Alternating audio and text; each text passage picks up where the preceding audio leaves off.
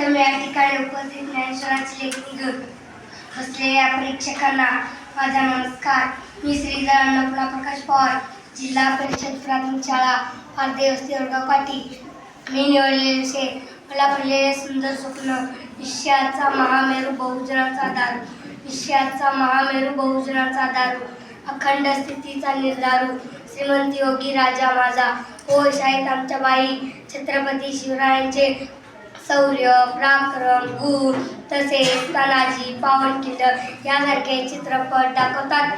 यामुळे माझ्या बालमनावर इतका प्रभाव पडला की अहोरात्र शिवरायांचा ध्यास लागला आणि म्हणताना मनी वसे ते स्वप्नचे. एक दिवस मी रात्री झोपण्यापूर्वी शिवरायांचे आठवावे रूप, शिवरायांचा आठवावा प्रताप या ओळीप्रमाणे विचार करतच झोपलो तर पहाटे माझ्या कानावर एकच आवाज येत होता. नव्हे ते एक स्वप्नच होते. आस्ते कदम महाराज, गणपती, भूपती, प्रजापती, अश्वपती, शस्त्रास्त्र, पारंगत, अष्टप्रधान, वेष्टीत, न्यायालंकार, राजनीती, धुरंधर, रौड प्रताप, सुवर्णसेना, महाराजा धीराज, छत्रपती शिवाजी महाराज की जय. साक्षात मी महाराजांच्या पवित्र दरबारात रायगडावर होतो. महाराज छत्रपती शिवाजी महाराजांना नतमस्तक होऊन मानाचा मुजरा केला. पण दरबारातील वातावरण गंभीर होते. महाराजांचा आवाज चढला होता आणि ते सांगत होते, महासाहेब म्हणायच्या, शिवबा उठा, हातात तलवार घ्या आणि शत्रूंचा निपात करा. महासाहेबांचे क्रांतिकारी विचार ऐकून आमच्या अंगातील रक्त सळसळायचे आणि उसळलेले रक्त हिंद स्वराज्य स्थापन करणं शांत झालं.